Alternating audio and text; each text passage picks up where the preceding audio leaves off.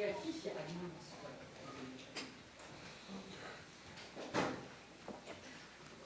seated. Thank you. For the commission's benefit, are we back on? We're going to take a witness out of order. Mr. Mando has not concluded his case yet, but for the convenience of everybody, I believe Mr. Westbury is going to call a witness now. Right. Thank you. Judge Day, Wethington.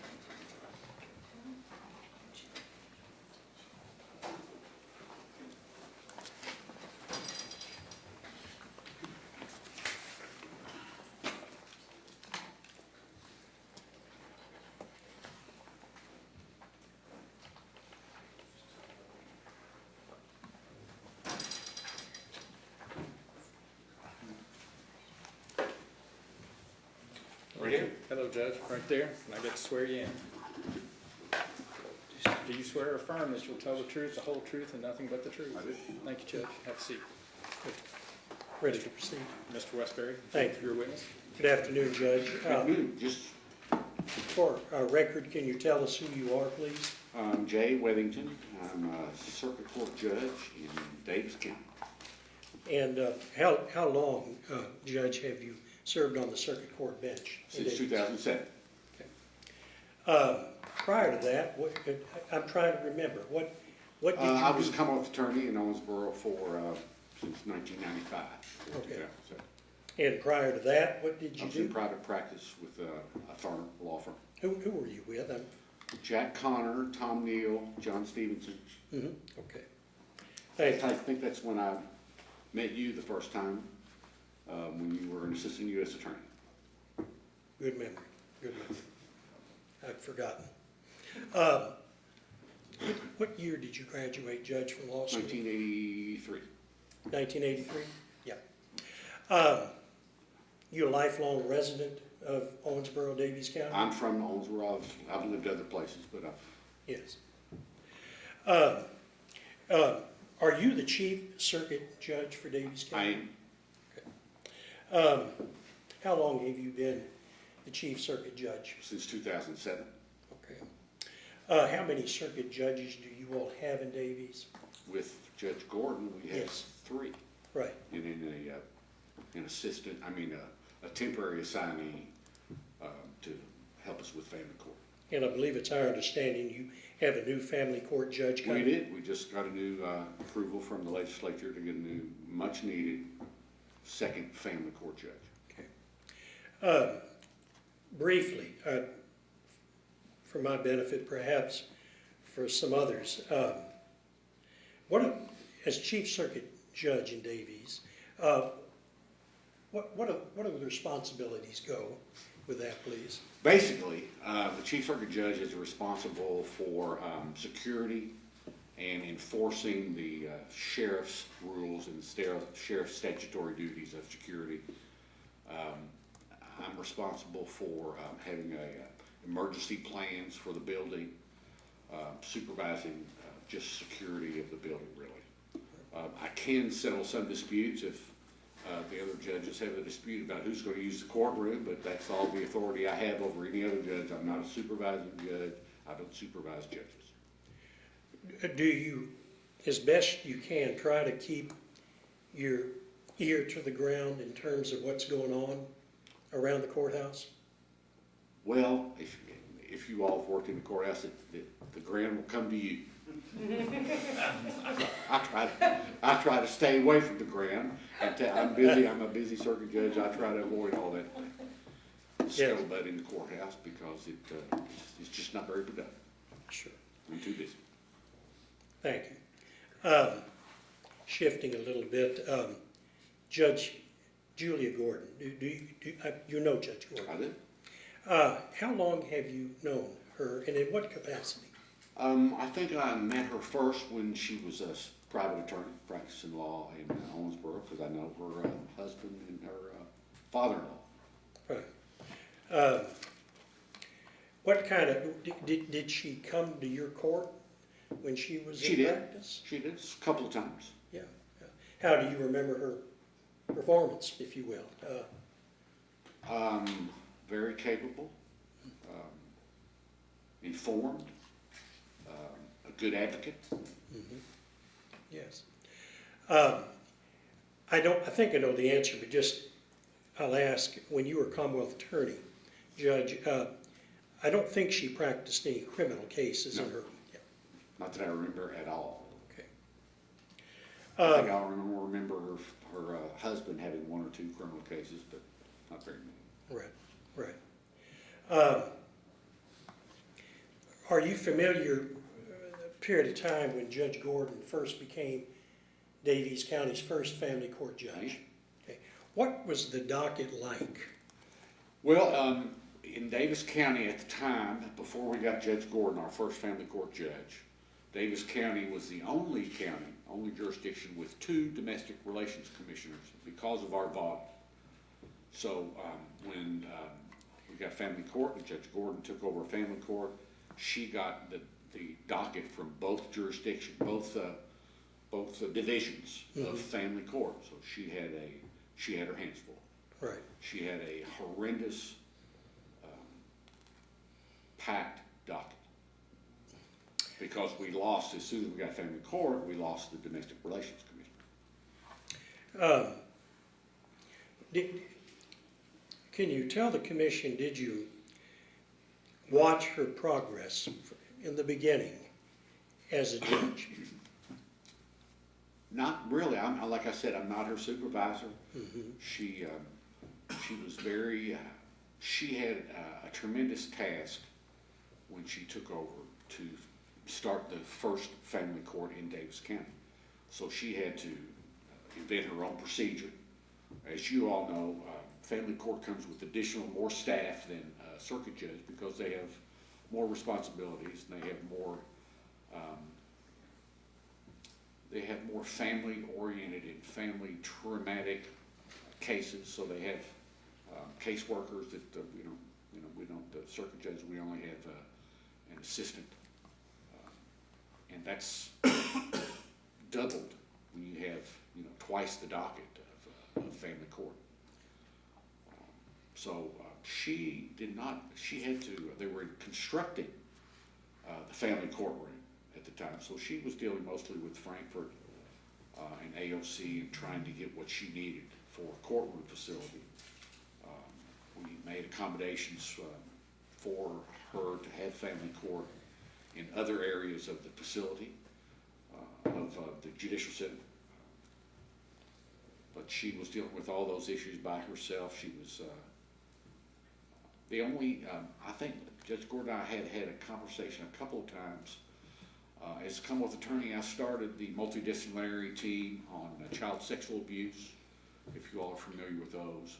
And that's a community-based effort to keep children from being traumatized by the system, the judicial system, the court system. So, and I had quite extensive dealings with children in trauma, and my experience when I became judge is the attorneys who practiced in front of me knew that I didn't want children in my courtroom. Don't bring them. If you want to, if you feel that it's necessary, I want to hear about it first. And in your professional opinion, if you feel it absolutely necessary to bring a child to the courtroom, I'll accommodate it, but don't expect them to be able to testify and don't bring them. That was my attitude. Because I had experienced, if those of you who've ever been a prosecutor, to have a child sit down in front of a strange prosecutor for the first time and have that child tell you about sexual abuse, it takes some time because that child has come to the courtroom several times, come to the district court, and they've told so many people that they don't want to talk about it anymore. That's my experience with children in trauma. That I don't want them to come to the courtroom. Judge Gordon had a different approach. And I talked to her about that. We shared our experience about that. But she had a different experience. She had a different experience dealing with children in foster care who always felt that they did not have a voice. And I didn't have that kind of experience, so I had to respect that. We had that kind of conversation, but I respected her experience as a litigator with children in foster care who deserve an opportunity to speak. So I think that's the only time that we had a substantive conversation about how she approached the family court, because she was very capable. She took charge. She didn't have, I heard some feedback that you were talking about, Cann, because the bailiffs knew that I was responsible for court security, and they were having to stay late, and they would complain. And if you've been a chief circuit judge for a while, you know that if you just listen to people, then they'll just go away. So, Thank you, Judge. I came to respect her opinion about children coming to court and why they needed to come to court. I appreciate that. Thank you, sir. There was a phrase, 2 words used earlier in the day, baby judge. Okay, I would, in my position, I'll call perhaps young judge, if I could use it. I'm not calling anybody baby. Would it be fair? Could you say that Judge Gordon, when she first came on the bench, was a young judge? She was a new judge with no judicial experience, and that's kind of a daunting experience the first time. But like any of us professionals, once you take the bench and you get a couple of weeks under your belt, you're pretty familiar, and you learn how to run a courtroom. But there are other things that come to you later with experience. But, right. She was a new judge, and she was didn't have any problem assuming the responsibility, as far as I can tell. Is there a learning curve, just like? There's definitely a learning curve, particularly for family court, because as I indicated, Judge Gordon was starting the first family court in Davis County, and she was responsible for making the rules for family court, getting the bar used to the procedure and the rules and the procedure of family court, which I had nothing to do with. But she took on that responsibility herself and did very well. How do you know her as a person? Could you tell the commission, how would you describe your knowledge? My only experience with Judge Gordon has been as a professional. Mm-hmm. I've never entertained her in my home, or she me. But as far as dealing with Judge Gordon and talking about the problems she was having, she had a very rational and sane approach to the problems that she was dealing with, that she told me about.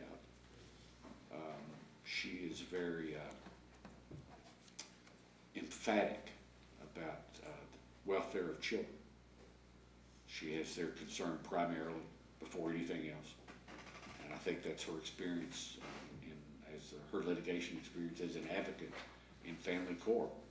I think that she was dedicated that children would have a voice and a friendly voice and a caring voice in her courtroom. And I think that took some getting used to by the bar, I think, but I don't know much about that.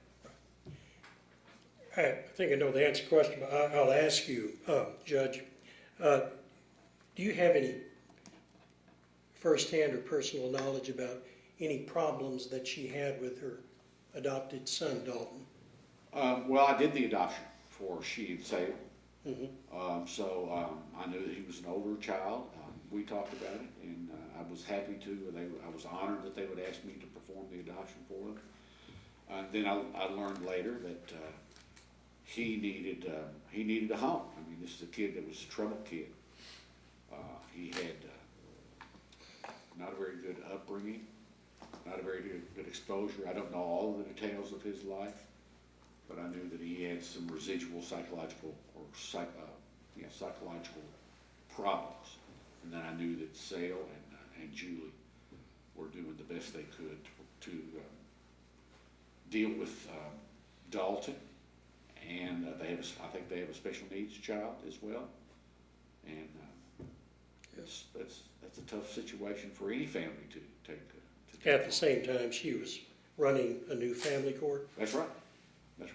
And I was not aware of all of the problems, but sometimes she would tell me about the problems with Dalton, and most of it was, concerning his well-being.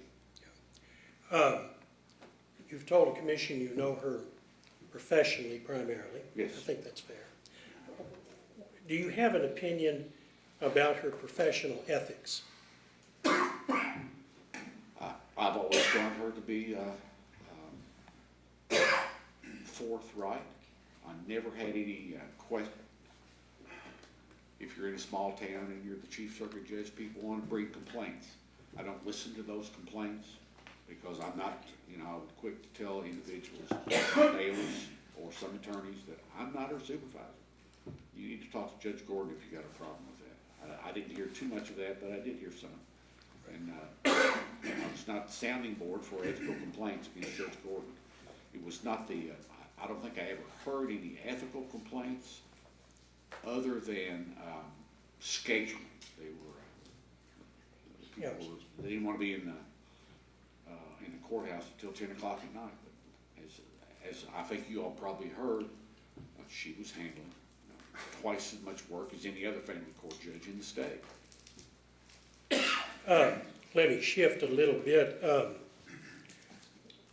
One of the allegations in the complaint has got to do with the idea that Judge Gordon would have directed a staff member to go monitor some of the proceedings of the temporary family court judge, which I understand was. Judge McCarty? Yes, sir. Right. Do you know anything at all about that? I don't know anything about that at all. Yeah. I can watch the proceedings and my colleagues down the hall, I can watch her proceedings from a monitor, from a closed monitor. But I can't watch any other judge's proceedings in the building. Yeah. I guess if I went downstairs to the district court, I don't know if the district court judges can watch their colleagues.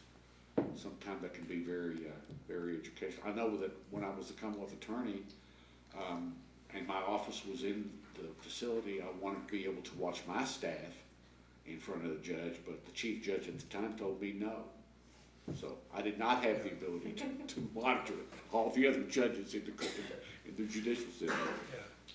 And I can see why he would say that now that I'm circuit judge. Judge, let me ask you before we move off from that. Did anybody ever bring to you what you might consider a credible complaint that there was improper monitoring going on in Judge McCarty's? Not that I recall. Yeah. Not that I recall. I think I heard something about it, but like I said, I try to ignore that kind of stuff. I may have. I don't know. Yeah, but not that you can recall. Not that I talked to Judge Gordon about, not that I talked to anyone about. Judge, you know that Judge Gordon has been suspended from the bench for the last, I think, in the roundabout, they're about 4 months or so. It's right, and as the chief circuit judge, I've been trying to deal with the judges and the staffing of the people who are. Yeah. What do you tell the commission how what's been involved with trying to cover that document? I have 2 retired judges who are doing the work of, and I had to hire staff, search for staff, and Yeah. so I'm aware how long she's been suspended. Let me ask you this. Based on what you've told us about your knowledge and your working with her, if she were reinstated, would you welcome her back? Of course. Why? Absolutely. Why? I know that she will do the work. I know that she has the interest of the community at heart. I read the comments that she made in the newspaper this morning, and I'm genuinely convinced that she, whatever complaints there are that this commission has with her, that she will address them. Right. Well, that was my question. Just having worked with her in years past, do you think she has the capacity to learn from mistakes? Oh, of course. Any competent professional like Judge Gordon will have that capacity. Yeah, yeah. Even if they involve very difficult family situations.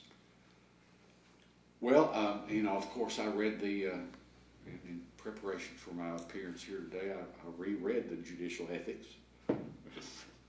And, I think it's clear from the preamble that we're supposed to put our judicial life above everything else. And I think Judge Gordon has learned that our soul is above her family life. Right. As much as a sacrifice it is for all of us. Mr. Chairman, could I have just 1 minute, please? Yes, sir.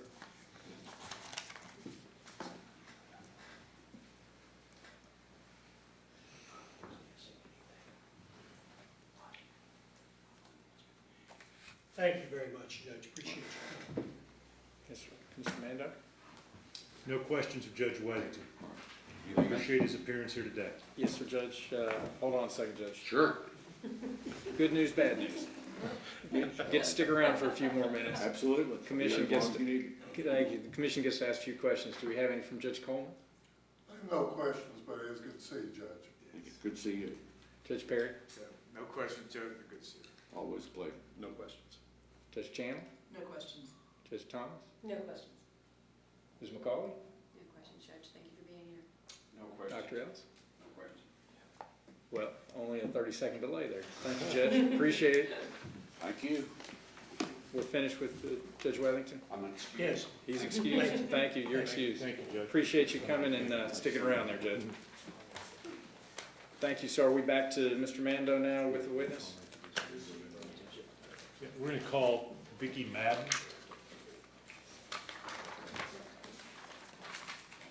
Vicky Maiden.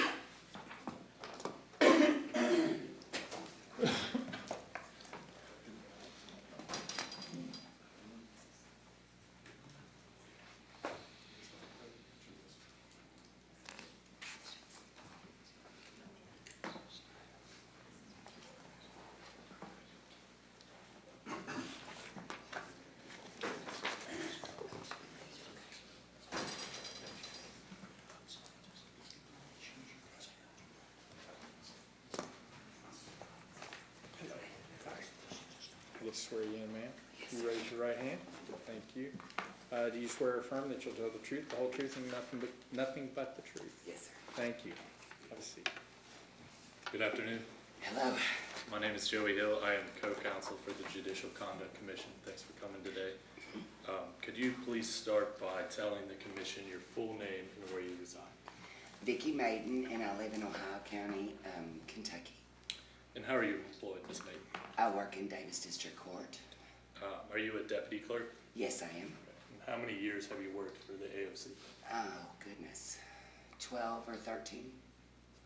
And have you ever had the opportunity to work with the Davis County Family Courts? Yes, sir. Okay. When did you last work with the family courts? About 2 years ago. 2 years. Yes, sir. During that time, that you were working with the Davis County Family Court, would Judge Gordon ever give you any directives? Sure. And so you were able to have interactions from time to time with Judge Gordon? Oh, yes. Okay. Yes. And in any of those interactions, did Judge Gordon ever ask you to monitor another judge's court in Davis County?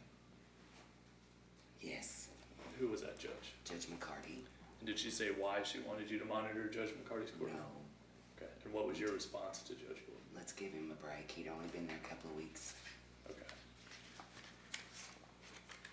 She was of the same opinion, so. I'm sorry, what was She that? was of the same opinion, so yes. Okay. Giving him a break, so. So she asked you to monitor the courtroom, you said no, and then are you saying she was fine with it? at She that was point? fine with it, yes, sure. And that was after you gave your response? Yes. Okay. Mhm. And is it fair to say you felt uncomfortable monitoring or eavesdropping on Judge McCarty's courtroom? Anybody's courtroom, yes, sir. That's all the questions I have. Thank you. Mr. Westbury? You haven't worked in several years in family court, Ann, is that right? A couple of years, yes, sir. Yeah. Uh-huh, yes, sir. Do you know, remember who Courtney Skinner? Yes, sir. Right. Mhm. I think she was case manager for Yes, sir. Judge Gordon, Mhm. and she had worked for a number of years in Oh, Judge yes. Gordon. Yes, yes. Would she have a pretty good idea of what was going on? Oh, yes. Mhm, yes. You all get along just fine? Sure, Good person. Yes, Thank you. you're welcome. Anything else? No. Whichever, thank you. Ma'am, hold on one second. Okay. See if Oh, there's any questions sure. from the commission members. Judge Sorry. Coleman, Judge Hager, Judge Acree, Judge Chandler, Judge Thomas, Thank you. Mr. Carter, Dr. Ellis. I just have one question. Could you spell your last name for me? Sure, it's Maden, only one D. Thank you very much. You're welcome. We're Thank finished you. with this witness? She Yes. excused? Thank you. Yes, Thank you, ma'am. Thank you, ma'am. You're welcome. Thank you. Mr. Chairman, counsel for the commission calls Heather Cann, C-A-N-N. Yes, sir.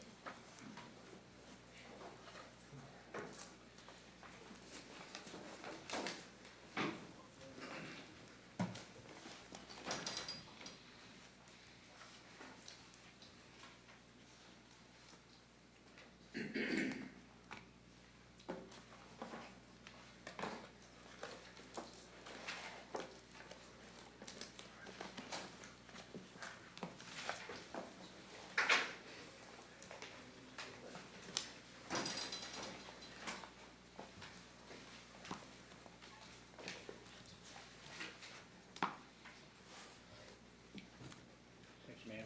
Need to swear you in. Raise your right hand. Do you swear or affirm you'll tell the truth, the whole truth, and nothing but the truth? Yes. Thank you, ma'am. You have a seat. Good afternoon. Hi. My name is Joey Hill. I'm co-counsel for the Judicial Conduct Commission. Can you please go ahead and tell the commission your name and where you reside? Okay. Heather Cann, Owensboro, Kentucky. And what do you do for a living? I work for the Cabinet for Health and Family Services. What's your role with the cabinet? I'm the Service Region Administrator Associate, like a regional manager over 7 counties. Okay. And how many years have you been with the cabinet? 22 and a half. Okay. In that time, I'm assuming 22 and a half years has kind of changed, but in your current role with the cabinet, can you give a just brief overview of what your responsibilities are? Yes. I supervise 7 counties in it's the Old Green River region. I've got 12 supervisors that are directly under me, and then I help support and guide them in their daily work with the cabinet. Okay. And in that role, do you supervise or work specifically with the Davis County Family Court? Yes. And have you attended family court sessions in Davis County before? Yes. Frequently, or There for a while I was doing once a month. and when was that? I guess. time range? Right after it got started. Okay. And so was that specifically with Judge Gordon? Yes. Is there a certain docket in front of Judge Gordon that you attended? The JDNA cases. The juvenile dependency, neglect, abuse? Yes.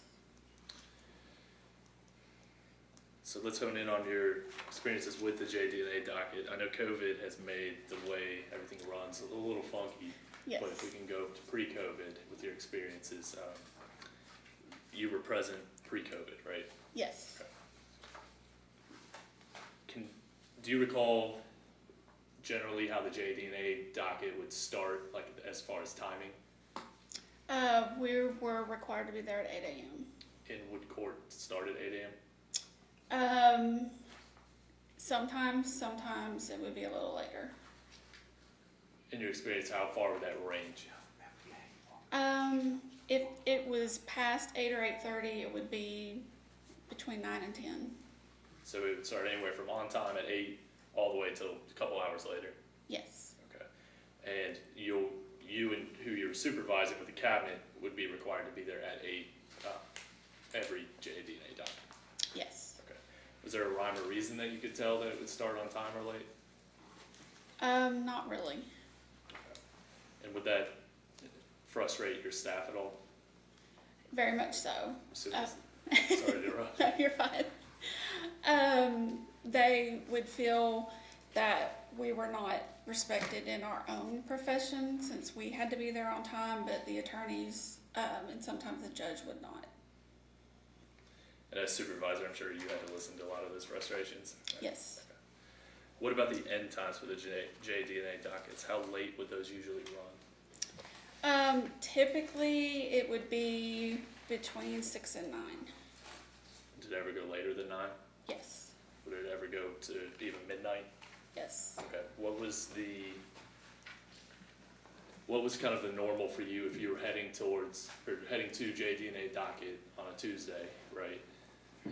Would you kind of go in letting your family know, like, hey, I gotta clear my calendar, I don't know when I'll be home?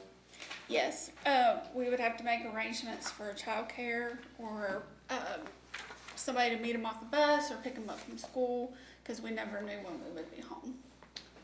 Were you hearing similar frustrations from your staff about that? Yes. Okay. And were you or any of your staff traveling for that docket? There's some that live out of the county. Yes. Okay. And were any of you transporting children to the JDNA docket? Yes. And so how would you have to take them from wherever the children were? Yes, from placement and to and from court. Okay, and sometimes would that add a pretty significant amount of time? Yes. So speaking about children being at the docket, in your experience, are you familiar with children being present at Judge Gordon's JDNA docket? Yes. Can you kind of tell me about that experience? Yes. Anytime there for the first little bit, she would require all children to be present, and unless she cleared that we were not to bring them for some reason, if they were in a psych placement, hospitalization, or some other type of issue that would come up, we would have to clear it for her before we would be allowed not to bring that child. So Judge Gordon would clear them specifically, other than that they had to be there? Yes. Was there a rule, say like 5 or 6, it's a cutoff, they have to be there up until a certain amount of time, or is it just? No, it was until the docket was done, their case was done. And what's the latest you remember a child being on the stand in Judge Gordon's? 12:30 a.m. And would that happen often or here or there? No, that was probably one of the only times that late, Okay, at least that was brought to my attention. okay. And due to children being at the docket pretty late, did you have to deal with any frustrations from foster parents or any other parties involved with the JDNA dockets? Yes. Can you kind of tell me about your experience with that? Yes. We had several parents that were foster parents that refused placement from Davis County, knowing that they would have to sit there all day. The kids would have to sit there all day because it was from infant up till 18 or older that would have to sit there. And I believe the record's shown that the JDNA docket was on Tuesdays generally, right? Correct. And if being on Tuesdays, would children who were of the age to attend school be missing school while Yes. they waited? They were Yes. there for many hours at a time? Yes. Okay. And then along the same line of questioning, the adults that would be present with the children would be missing work? Correct. Okay. And was the scene about having them, I think the nature of JDNA cases can be confidential at times, right? Correct. So where would all the children be? Out in the area outside the courtroom. Was that a In the hectic hallway. experience or? When they were downstairs, yes. Upstairs, it was a little bit better after CASA helped create the waiting area. But it was still everybody in the hallway. And do you know if the waiting area was kind of created as a result of, hey, we have this issue of all the children being out here and it's Yes. a problem? Yes. Are you familiar with any drug testing going on in Judge Gordon's courtroom? Yes. And have you personally seen them be ordered and administered in the courtroom? I've not personally seen that, but my staff would tell me. Okay, you've never seen Judge Gordon order a drug test on a case while you were present? I don't recall any time while I was present. Okay. Or your staff would be there at the JDNA dockets and they would report back to you about the happenings at court, right? Yes. Okay. Can you kind of tell me what the complaints or frustrations from your staff would be involving? Objection, hearsay. Sustained. Try that differently. Do you have any personal knowledge if she was ordering drug tests during those JDNA dockets? No. That you never saw any orders come through that you had to approve or paperwork that? As far as the orders, they would come to me when she started ordering the cabinet to pay. because we've got so many teams. I've got 6 teams in Davis County. It was just easier for one person to be in charge of that and not have to track down the information. So the orders would come to me, and I would make sure we had an active case with them before sending it for payment. So you were kind of the point person for those drug orders, drug Yes. testing orders? Yes. And with your experience through those orders, would she only drug test the affected parties, or was it also extended family? There was a lot that it was all parties, if it was a relative or, and the parents. And as far as you could tell, was there a criteria or consistent reasoning as to who was being drug tested? No. With your experience through approving those orders and those coming through you, do you know if she was having testing done in an outside lab or if her staff was administering those tests? The ones that come to me was done by an outside lab. Okay. Do you have any personal knowledge of testing being done inside of her courtroom? Personal knowledge, no. Have you heard anything specifically from you, who you supervise, as to the happenings in Judge Gordon's courtroom involving that? Yes. What have you heard? I'm sorry. It was hard, Joey. I didn't hear the question. Could you rephrase, please? Yes. As far as drug testing that was occurring in Judge Gordon's courtroom, what did you personally hear? Who was administering the drug test? From the ones that were coming directly from her courtroom, it would be her staff.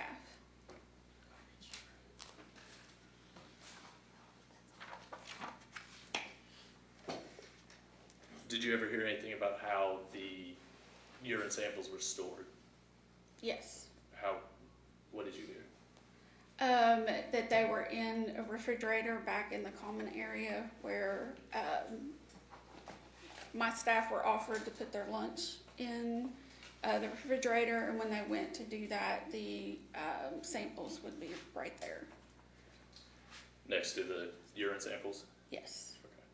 Was that multiple occasions or? I only know of one time that I was told. Okay.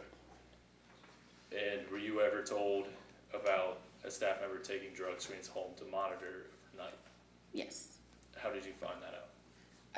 The supervisor that was there, we had a supervisor in court every week that would help my staff along with answering any questions that the court staff may have. They reported that her staff was directed to take one home and watch it overnight. Do you remember who that staff member was? Carolina Glover. And are you aware of any chain of custody that was being utilized through a process like that? No. To your knowledge, has Judge Gordon ever attempted to sanction any of your cabinet workers or yourself? Yes. What for? Reports being turned in late, if they were not turned in timely. Typically, I think it was the Thursday before a Tuesday court. She had sanctioned one of my supervisors. And were these sanctions in any way related to drug testing? Yes. How so? He was ordered to pay $40 to, it was $15 per kid, and I think there were 4 kids, so it was $45. Are you saying in a specific instance where your staff member, you have a giant binder in front of you. Yes. It's a list of exhibits. If you can turn to tab 57. Okay. See if you recognize.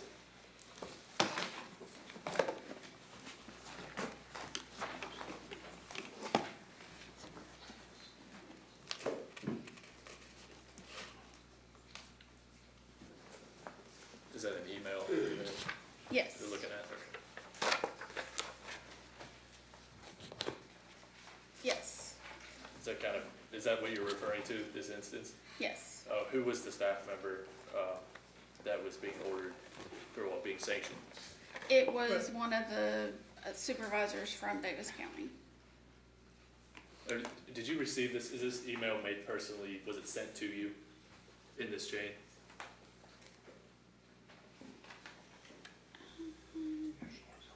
Yes. Was that August 2nd of 2017? You were informed? It started August 1st. Okay, August 2nd, is that, in that email chain, is that when you were informed that your employee was, Being sanctioned by the court? I'm sorry, it is August 1st, 2017, Yes. on page 2. and where, with that $45 sanction, what was it intended to be used for? It was supposed to go to one of our local childcare agencies that does, services, provides placement for kiddos. And do you know what came about that sanction? Our cabinet attorney filed, a motion and, judge retracted, whatever, I don't know what the actual term is, but took it back. So he didn't actually have to pay it. So internally, was there a lot of discussion when that came through about whether it should just be paid or whether that should be taken up with the judge? Yes. And what was your position in those discussions? My supervisor did not need to pay it, that we needed to file, against the order. Okay, and then I'm gonna direct you to tab 28 of that giant binder. If you could review it and let me know.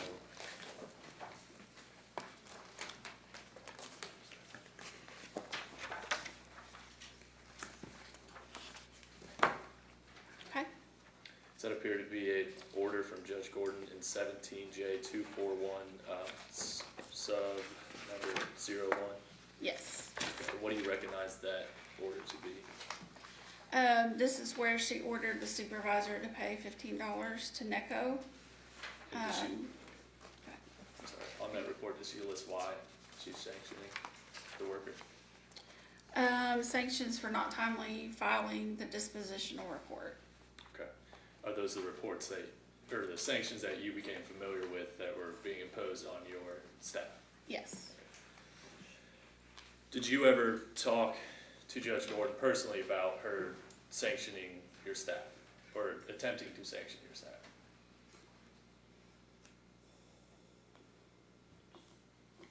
Yes. And were you fine with her sanctioning your staff on the spot, or did you prefer her to come to you or another supervisor of the cabinet and have that either done internally or have a discussion about it? I was not fine with it, and actually the conversation that I told her that if she had issues, she needed to bring them directly to me and we would handle them in-house. She would not know what the result of that was, but that needed to be the course of action. Do you know if she told your staff that you supported or did not support her sanctioning them? Yes. Objection. Did anybody rephrase that? Thank you. Did you hear from your staff that they'd been told that you either supported or did not support Judge Gordon sanctioning them? I heard that from Judge Gordon. What did you hear specifically? That I had pretty much given her permission to sanction my staff, and all my supervisors were sitting right there in a row beside me. And did you believe that to be true? No, You never had that conversation with her? no. What reasons do you believe she would sanction your staff for? Trying to get essentially get their attention to do their job. And you believe that should have been done internally? Correct? Yes. Are you familiar with, or during your time that you've spent in Judge Gordon's JD&A docket, are you familiar with Judge Gordon doing child placements from the bench? Yes. And also in your experience outside of Judge Gordon's JD&A docket, does the cabinet usually give courts recommendations for child placements? Yes. That's common practice? Yes.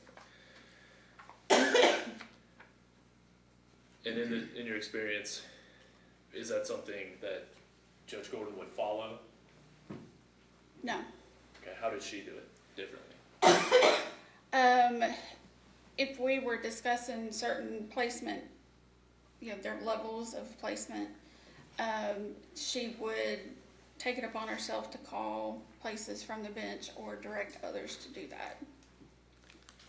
During the court proceedings, she would call from the bench, Yes, and normally that's something that you would give the recommendation. correct. Does your staff undergo education and training as to making appropriate placements? Can you repeat that? Sorry. Yes, I know I worded that very poorly. Does your staff have to go through any, before they get with the cabinet, education or training while they're with the cabinet as to making child placements? Yes, What, can you give me an overview of what type of education or training they have to Yes. specifically do that effectively? we've got training to where we become familiar with, different ages of the children, different behaviors they might experience, based on their need. We've got different, directions that we take to obtain the placements. Okay. Do you feel that most courts, in your experience, view cabinet workers as kind of experts in providing placements? Yes, They tend to give leeway or credence to your guys' decisions? yes, Recommendations, I should say, right? yes. Do you feel Judge Gordon views your staff as experts in making placements? No, Okay. And in your opinion, is it appropriate for a family judge to make placements in opposition of the cabinet's recommendation or without consulting them in the first place? no, if they're in cabinet's custody, we're required to do the, locating the placement options. I'm sorry, you're required to do, Locating the placement options for the child. okay, so you're required to do that, and that doesn't always happen in Davis County JD&A docket. It didn't, correct. Okay. Switch gears to guardian ad litem appointments. Do you know a local attorney in Davis County named Andrew Johnson? Yes. Do you know what firm he works for? Gordon Law, Gordon Law? yes, Okay, and it's, to your knowledge, does her husband, Sale Gordon, work at Gordon Law? yes, Do you know if Andrew Johnson gets appointed as GAL on cases by Judge Yes. Gordon? yes. Okay. Do you perceive that as a potential conflict? Well, objection. Sustained, I don't really understand the foundation yet for Yeah. being able to do that. Andrew Johnson works at the same firm as Judge Gordon's husband, Sale Gordon, correct? Yes, And Judge Gordon on the bench assigns Sale Gordon appointments as a guardian ad litem. Sale? Did you say assigns Sale Gordon? I'm sorry, assigns Andrew Johnson. Thank you. No, I'm sorry, it's late today. And when you're watching her JD&A dockets, have you seen Andrew Johnson be appointed as a GL in a case? yes. Okay. Did that worry you at all? Well, I mean, all due respect, she's not a lawyer. I think he's asking her to give an opinion on a conflict that bites, forgive me, I have allergies, but that asks for, it sounds to me like a legal conclusion. I don't think, all due respect, that she's qualified to do that. And whether she was bothered by it or not, likewise, I fully recognize I've got a sophisticated jury. Okay, so that's my objection. I understand, and I agree, I'm gonna sustain the objection on this issue about conflict and whether she can opine on it. Yes, Chairman, thank you. Withdraw that.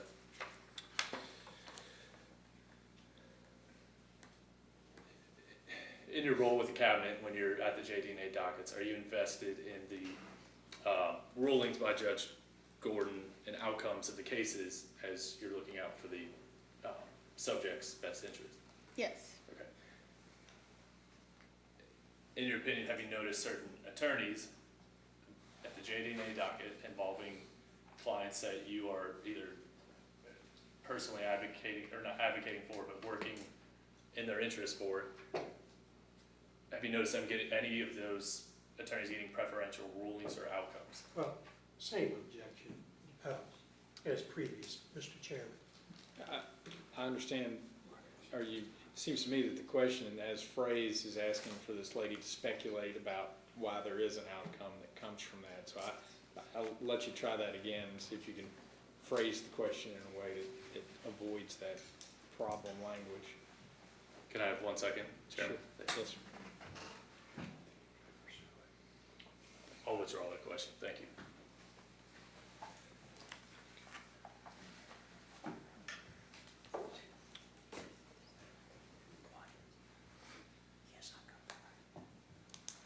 So you kind of told us about the sanctions that were given to cabinet workers that you supervise, Yes. right? And that being a recurring issue in Judge Gordon's courtroom for a period of time. It was just that one time with the 4 kids. With, okay. And have you felt,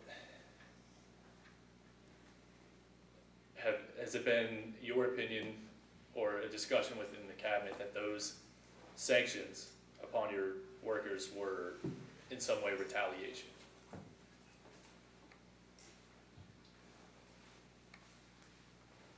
They viewed it that way, yes. Are you saying the workers that you The supervise? workers, yes. And what did they say to you? Why did they view it as retaliation? Objection to your saying. He's correct. You want to rephrase that question to get. I mean, I'm not trying to slow this down, I understand. but I have a record I gotta make. Were you familiar with Judge Gordon when she was a guardian, when she was an attorney? Yes. Are you familiar with Judge Gordon's adoption of Dalton Gordon? Yes. What was her connection with Dalton Gordon when she was an attorney? She was a GAL For Dalton Gordon, or? for Dalton, yes. And when she adopted, or was going through the process of adopting Dalton Gordon after serving as his GAL, did the cabinet have any concerns about that? Yes. What were your concerns and why? Probably the biggest concern was his behaviors and the fact that she had little kiddos at home.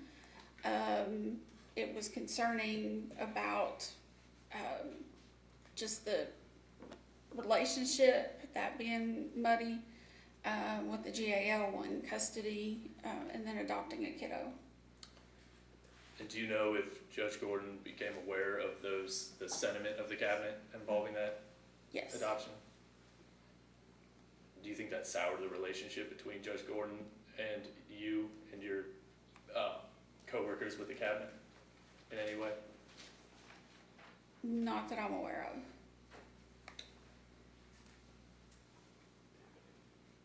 I think that's all the questions I have. Thank you.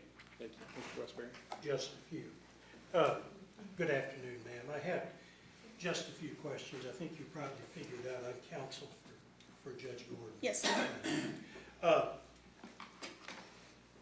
The sanctions or the fines that you talked about that Judge Gordon attempted to place on some of the cabinet workers, she discontinued that practice pretty quickly, correct? Correct.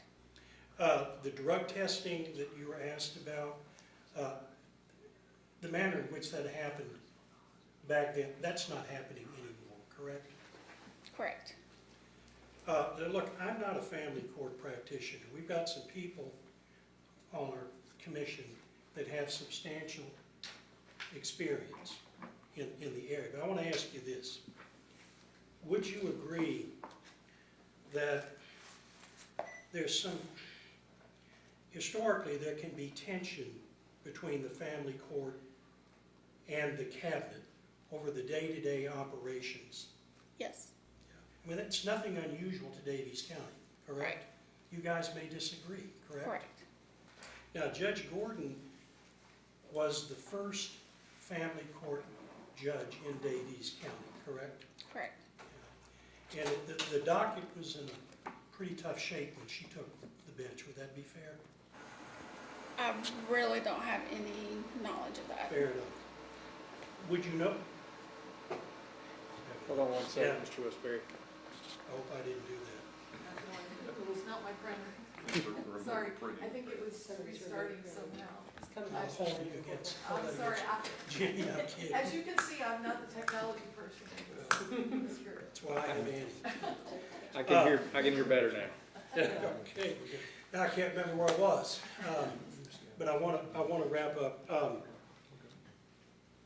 Didn't, I understand, ma'am, that Judge Gordon, well, she certainly did things different than they had been done before, correct? Yes, And whenever people start to do things different, there's some bumps on the front end. Is that a fair statement? yes, Didn't she have some regular meetings with not only what we call stakeholders in the family court process, but staff as well? together. Yeah, meetings. I know we did that prior to her getting on the bench.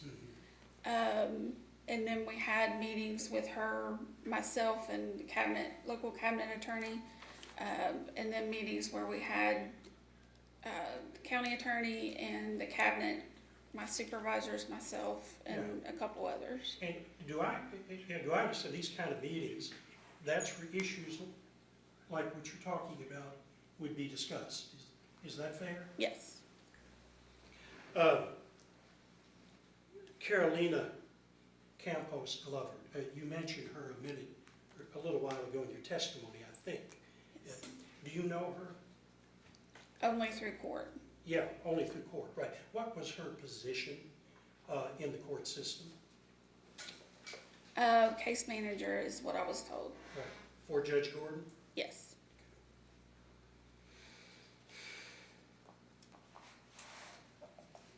You said there was a child that stayed past midnight on an occasion in family court. Were you there? No. Well, that's my point. I mean, do you know the name of the child, for example? Not that I recall, no. Do you know the name of the family? No.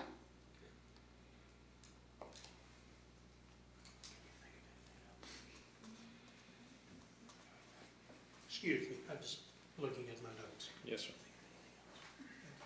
That's all the questions I have. Thank you, ma'am. Any redirect? No, Chairman. Thank you. Thank you. Ma'am, commission gets to ask you a few questions. Okay. Any questions, Mr. Coleman, Judge Coleman, sorry, No questions, thank you, Mr. Chairman. Judge Barry, No questions. Judge Ake? I actually have a couple, since I have somebody on that can answer this question that I wonder about from time to time. Without limiting your experience, you said you covered, I think you said 12 counties? 7. 7 counties. You have Yes. 12 supervisors. Yes. Is it your experience that some judges fail to recognize the distinction between their judicial role, their judicial function, and the executive function that's to be performed by the cabinet? Can you repeat that? Well, the cabinet has some very specific duties, and they're Yes. outlined in the statutes, and the cabinet's duties and responsibilities are clearly defined in statute and regulation. Yes, sir. And you have protocols beyond those regulations, as I understand, about how to carry out the difficult task of finding the right placements for these children over this short period of time you're obligated to do it. Yes, sir.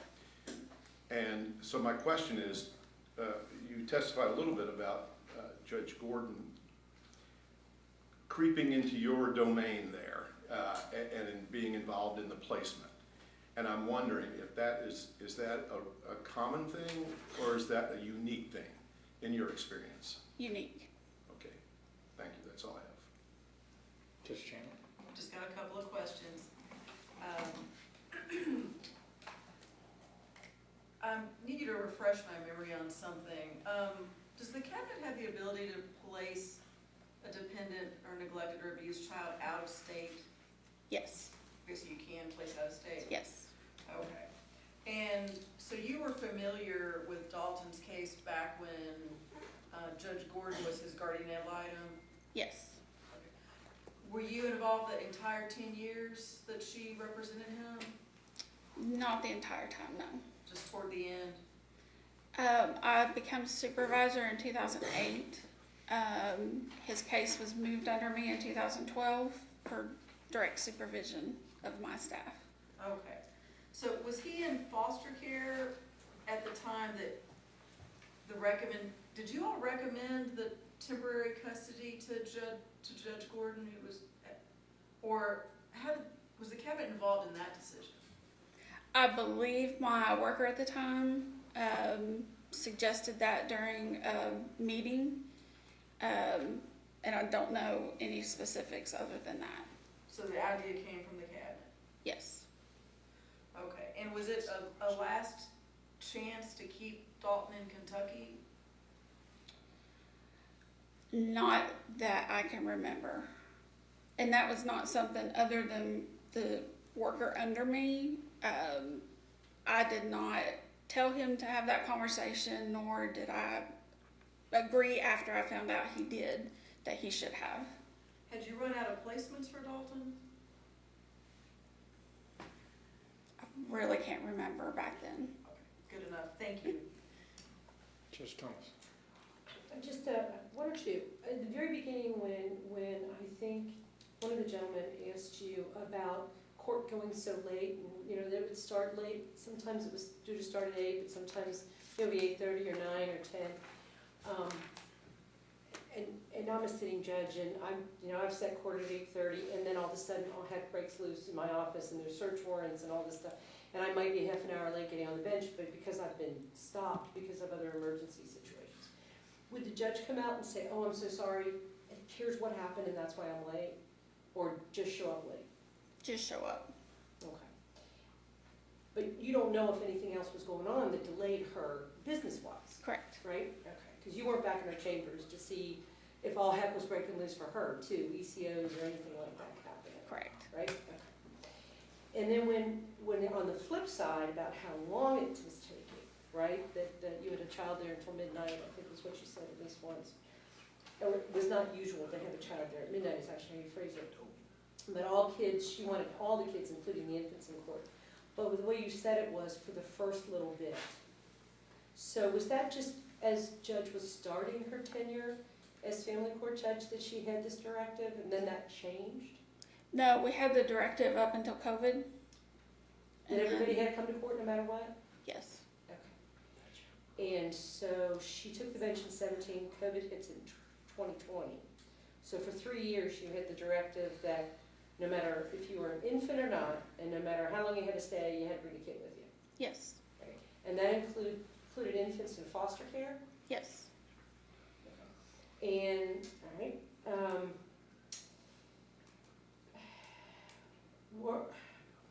I think one of the attorneys was trying to ask you about GAL appointments. And my question is, did you ever feel that one GAL was being appointed over another? Yes. Okay, why did you feel that way? There was one in particular that would get appointed to a lot of our teenagers. And then I had staff tell me that a couple of the others were also, they felt like they were getting a lot more than everybody else. Okay. And who was the one that you thought was getting more of the appointments versus staff thinking of? Do you remember who the one attorney was? Amanda Bragg. Amanda, okay. And that was the one that seemed to, that sparked your brain to go, wait a minute, you're getting a lot of these appointments? Yes. And did when your workers come to you and say, hey, there's something really funny going on, there's these 2 attorneys that keep getting all the appointments, or is it just casual conversation? They would come to me with concerns. I checked with them quite often, as I do any of my counties, to make sure we're working on our court relationship, because like you said, it's not always the best. So they would bring that to me as I've concerns. been in my share of fights with the cabinet. I understand, I so appreciate Judge Gordon's position. But I guess then the question is, if you had staff, because your staff come to you and say, oh, this is going on in this courtroom, all this stuff with the kids, did you ever call Judge Gordon and say, Judge, we need to sit down and talk about this, is killing us? Did you ever try to connect? Because she sounds like she was willing to listen to stakeholders and bring people aboard. No, I never did that. Okay, did anybody talk about doing that? I believe when I got the concerns, I passed them off to my supervisor at the time and then our cabinet attorney.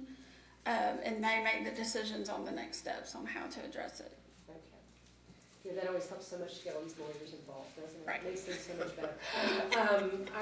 I just wondered. Thank you so much for your time. Ms. McCall? Dr. Ellis? Just a couple of quick ones, just so I understand. I was intrigued by what you said about the drug samples and stuff. So was that place where your staff, your people went to get their lunch, was that accessible to the public, or is that accessible to, just cabinet and people in the courthouse? Is it a secure door and all that? It was accessible, I believe, to my staff along with the court personnel. Okay, so somebody like me, if I just walked in that courthouse, I couldn't have walked in that room properly? Correct. Well, okay, thank you. So it has some security. One of the questions, have a little experience on judicial, but I'm always intrigued about the GAL position. It seems like it's a pretty tough job.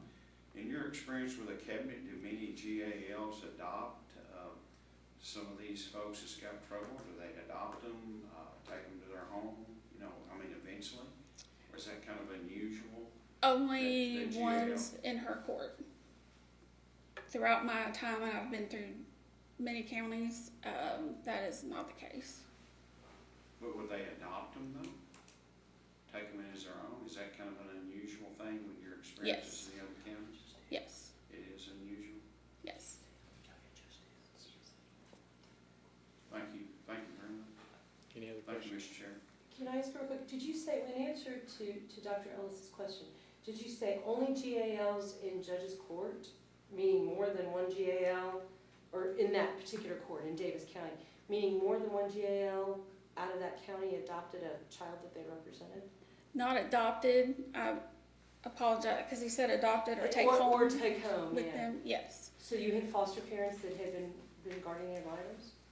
Or placements that were approved that had been prior guardian ad litems? No. It was GALs through the court system. They would take the kids home occasionally.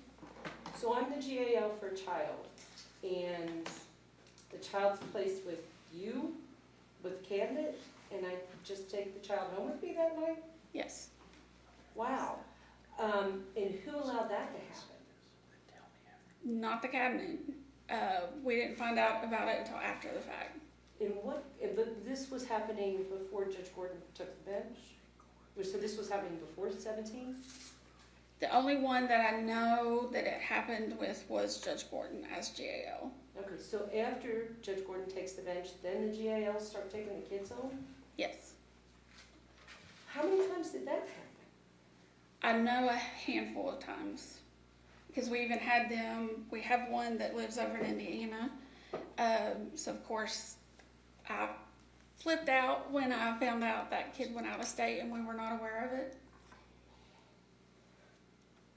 Yeah, Judge Chandler understands this stuff much better than I do. I'm gonna let her finish the question.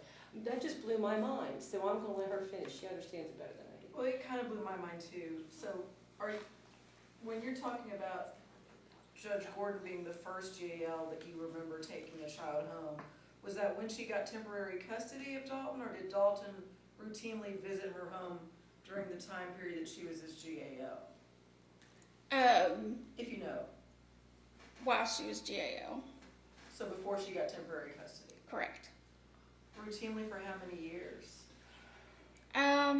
It wasn't necessarily even a year. It was right before she got custody. So he started probably visiting- good 6 to 9 months. So 6 to 9, so when he's 16, she adopts, so she gets temporary custody when Dalton's 17. When Dalton's 16, Dalton starts visiting, starts taking Dalton for visits in her home. Correct. Okay, thank you. Yes, sir, Judge Avery. So we're moving back down the line. I'm not a family court judge, I'm a court of appeals judge, and so I see records, and I feel like I've come to have an appreciation for what you do and what family court judges do and the lawyers who represent your cases, and I'm only getting into nuances now, so I apologize, but I want to make sure my understanding is correct. In a JDNA court, the cabinet is prohibited from having temporary custody itself beyond disposition, correct? Correct. That's not one of the dispositional alternatives. It's prohibited by statute. So after disposition, there is an order of commitment to the cabinet. Correct. And you place those children with people, Yes. with foster homes. Yes. So when this would have been during that period of time when the child was under an order of commitment to the cabinet, that Judge Gordon took him home, because this clearly would have been way beyond any DNA period, right? I don't know if his case started out as a JDNA case or not, but clearly the cabinet, it was a commitment order, right? Correct.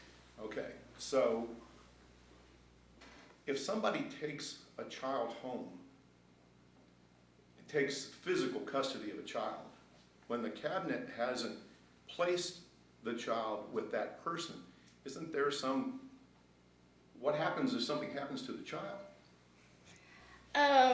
That's kind of the million-dollar question, especially if we're not looped in, and at that time, we would give permission or not give permission. So we were not notified until after the fact. So Dalton went home with at the time, Attorney Gordon, without the cabinet's permission, Correct. without a court order. Correct. Okay. Is there home evaluation? I'm sorry. Well, so the children, not so much not even Judge Gordon, just the practice. The practice. The practice itself. So guardian ad litem's in court with the child's brought for court for review, or whatever, the permanency review, or whatever it's called. I'm pretending like I still remember this stuff, right? So you come to court, the child's in court, the GAL's in court, the judge is in court, the cabinet's there, because the cabinet's got custody right now. And they move along with the process either towards termination of parental rights and full adoption or whatever, you're moving. When the child's there, the GAL goes, come on home with me, and they leave with the child, and the cabinet lets that happen? I'm just curious of how it works.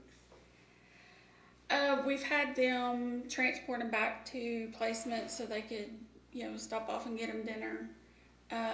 We've had them take them home for overnight. With permission, with your permission? No. No. Well, I think that's what we're trying to get at, is under what, and I'm sorry for interrupting. No, Judge, please. But, I mean, these aren't like Big Brothers Big Sisters situation where a parent a parent with custody allows somebody to take their child to a ball game. It's not that. This is something entirely different. I'm sorry, I'm sort of dumbfounded. I don't know what next question to ask at this point, to be honest. I've got some more, if you don't mind. I figured she. And I'm sorry, I'm a DNA judge without family court, so I'm a district, so I do these cases. So typically, tell me if I'm wrong, before a child goes to somebody's home overnight, there should be a home evaluation, a background check of that person should be drug tested. Are all those standard operating procedures everywhere, or is that just where I am? Because I know there's court cultures that are different throughout the state. If we, at that time, if they were going to go home, spend the night or whatnot, we would do a home evaluation and background checks. I'm not aware of any time that we would necessarily just do drug screens, unless needed. Okay, so this is if it were with cabinet permission, you would have to have those two things. Correct. And with the Big Brothers and Big Sisters even, there's still background checks on those people before a child can go anywhere with them. Correct. For a CASA volunteer, there's background checks, child abuse and neglect neglect checks, et cetera, that have been done on those people before the child can go anywhere with them. Correct. But typically with the GAL panel, none of this is standard operating procedure, right? Correct. So with the sudden culture that's developed, is this just something that Judge Gordon gave these GAL attorneys permission to do? It was, she did that as GAO. So the expectation was that they would go above and beyond for their child. So when Dalton, 6 to 9 months before she gets temporary custody of Dalton, was he spending overnights with then attorney Gordon?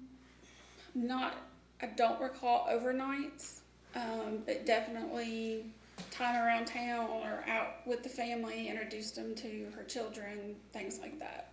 Okay. All right, I think that's all. Sorry, one more. I want to go back to something you said. I think you said earlier, but I'm not sure. I think you said something along these lines, and correct me if I'm not quoting you, but misparaphrasing you. You learned that Dalton was going home with then attorney Gordon, and you said that knowing what some of his issues were, that was a concern for you because you knew there were younger children in the home. Is that what you said? Yes. And did this situation create, either then or after she was on the bench, did that create friction between did that issue, that difference of opinion, create friction between the cabinet or your underlings? I hate to use that word, but I don't know what your subordinates. I'm sorry, your subordinates who are working or in the courtroom. Did that create friction? That circumstance? Yes. Can you explain how that friction manifested itself?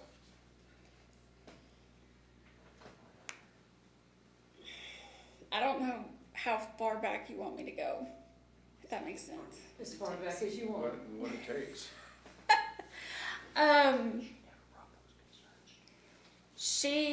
I remember one day, and again, I was supervisor directly over the case, so I've got it, and it was with me. Dalton was brought to the office, and I'm sorry, let me interrupt you. I want to make sure. So you're a regional supervisor. And I am now. Right, and at the time you were one of the 12 supervisors? Yes. Okay. Yes. Directly over his case. So he was brought to the office to look through his files. When he was leaving, judge at the time was GAL, she made mention of something or made a comment, and I asked Dalton, I said, who's picking you up? And judge said, nobody's picking him up, I'm taking him. And I'm like, wait a minute, what? I can't give that permission. Like, we got to do background checks, run your, make sure there's nothing, get a copy of your driver's license, insurance, all that. And she said, your boss has already done that. So got a hold of my boss, and he said, yes, I've got it in hand. She can pick him up whenever she wants, and, So there was a background check done then? Yeah. at that point, yes. But only a background check.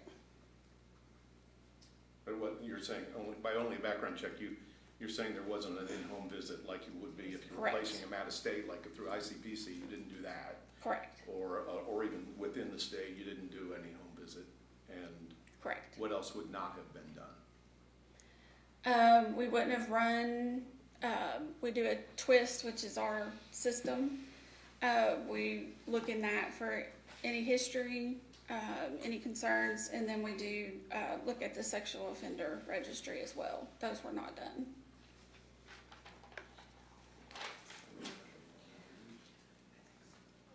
Okay, I keep going back to while Judge Gordon is a judge, and you've got the GALs that are taking their clients home with them Yes. from court, and you're telling me that's done without the cabinet's permission and they're in the cabinet's custody? Correct. With the judge's okay? Correct. Who's doing anything with those GALs, evaluations, driver's license, insurance? Anybody getting that stuff? No. Okay, So it's become a practice of that court that if you're a good GAL and you go above and beyond, you're gonna be the one to take the child yourself. Yes, And sometimes it's overnight, yes, and sometimes it's just to go drive through McDonald's on the way home to the foster parent or whatever. right, yes. I'm sorry, that just still makes my head explode. So did that cause a friction in the court? I mean, back to Judge's question. You know, we talked about how far back the friction went, but did that cause a friction between the cabinet workers that appeared with Judge Gordon and the judge's court because of that practice, or everybody just okay with it? It caused friction because it was only for certain kids, not everybody. So we were worried about just the appearance of that not being, ethical in my world. What was the criteria to pick which kids got to go home and get an ice cream cone with the GAL and which didn't, do you know? That I don't know. So it seemed random, didn't seem Yes. to be it wasn't all teenagers. It wasn't like we Correct. took the babies home or we took the teenagers home, it was just a random selection. Was it more related to who the GAL was, because they're the ones that were taking the children? And Yes, there's GALs that went above and beyond, so that's kind of how the selection was made. yes. Can I jump in and ask? So, in the normal course, if the cabinet views something that the GAL does as not correct, inconsistent with protocol, would the cabinet return to the court and file a motion and say, court, we need to address this? Is that the procedure to address a situation like we're seeing? What we would do was talk to our local staff attorney, cabinet attorney, and see what direction she gets on what we needed to do as far as bringing it back before the judge or what. Which in this circumstance, you would be coming back before Judge Gordon Yes, to then say, Judge Gordon, these people you're letting take these children home, you can't do that. And yet Correct. she did that prior to being a judge. correct. Was there some concern that any effort to pursue that might not go very far? Yes. Anybody else have any questions? Yes, So- sir. Judge Aker? Does the cabinet still have an ombudsman? Yes. That people can go to? Yes. Has the ombudsman, to your knowledge, I mean, I know that it's confidential and there are other protocols there, but do you know if anyone has raised this issue in this particular family court with the ombudsman? Not If that you I'm, know. not that I'm aware of, no. But my realm is, the ombudsman is just a check and balance for the cabinet. Right, for you, Yeah. not for the judges. Right. Anything else from the commission? I- Yes, ma'am. Just one more, I apologize. In your experience with then Attorney Gordon and Dalton around this same time period that we're talking about, were there any other red flags that concerned you? Yes, I actually had a meeting with several parties to the case. The placement director was there, judge was there, the judge residing over the case was there at the time, and I brought up the fact that, you know, we're concerned that boundaries are being crossed, that it seems like this one child is getting special treatment versus any other child, because they would take him, you know, out on the town, take him to eat, buy him clothes, buy him a tablet, you know, whatever it was. And of course, Judge had my boss apologize on my behalf for saying that in front of her and the judge at the time. But it was very concerning to everybody. And I know you're very nervous today. Are you concerned about some retaliation within the court system for what you're testifying? Yes. Where are you concerned that retaliation will come from? I'm trying not to cry, sorry. It's okay. And you don't have to, I'll back off. No, staff are very concerned, and we had many conversations with my boss at the time. He's since retired. Just if, he sat us down and we made a list, and he said, if we take this, you all understand that there's going to be consequences and retaliation in forms that maybe we're not even going to be able to say. She would switch her orders from ordering it to putting it under advisory recommendations. Well, we're always trained, if the judge says it, we need to be doing it. So there's concern about just anything at this point. How the staff are treated, how orders are be done. It was common knowledge between the staff that she had a list of bad workers, and she would have that child in court every week. If we had to drive across the state and get that kid, we'd leave at 2-3 a.m.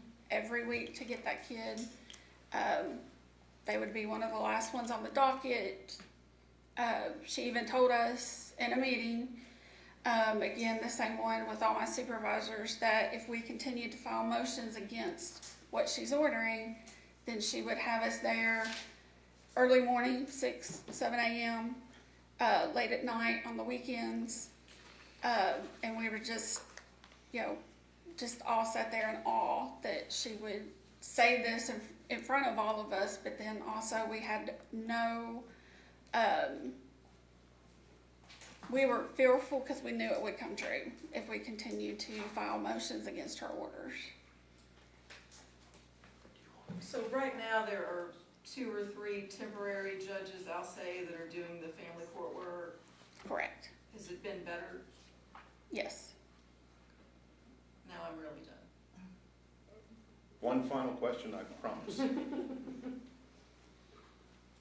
Has the practice that you described about allowing GALs to take minors who are committed to the cabinet or in the temporary custody of the cabinet, has that practice ended? To my knowledge, I'm yes. saying with the current judges. Yes. Well, okay, I apologize. I'm sorry. I think Mr. Westbury did this. I'm going to do it too. I got one more question. You haven't identified what GALs engage in this, current GALs engage in this practice, or GALs who have been GALs since Judge Gordon was on the bench. Do you know who they are? Or do you know some of them? I know some of them, yes. Can you tell us who they are? Amanda Bragg, Shannon Tanner. That's all I know. So 2 women that Yes. you know. Yes. I think I've asked enough. Anybody else?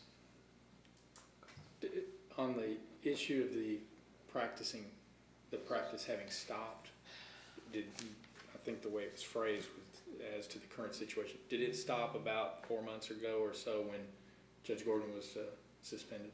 Yes. Thank you. Anybody else? No. Where are we? No further questions of Ms. Cann. Okay. No further questions of this witness either, although we're getting a little far from the original charge.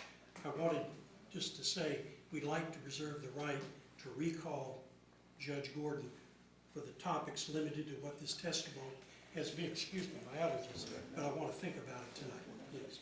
I understand, and he has not closed his proof yet, so we'll address that as need be. But at this point, It may not be necessary, but I'm not a family practitioner, and it's a bit of a deep dive for me into this topic.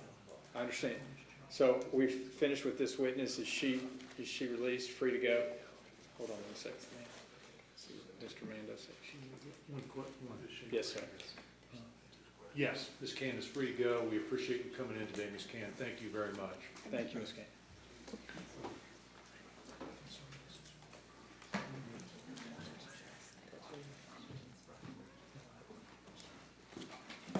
see, Mr. Mando, we're at 5:15, and what's our plan? We have one more witness that we anticipate, at least until the last 15 minutes, we thought this next witness would just be very brief. But I now anticipate that this witness may be much more extended since she's a GAL in Davis County. Okay, 5:15, let me pose to the commission, should we take a quick, like, Take a break true and then come back. 10-minute pit stop, and then we'll return? Yeah, we need to break. We'll do that. It's 5:15. Let's try to be back here, before 5:30, somewhere in the 5:25, 5:30 range. Thank you. So we'll stand in recess for that period.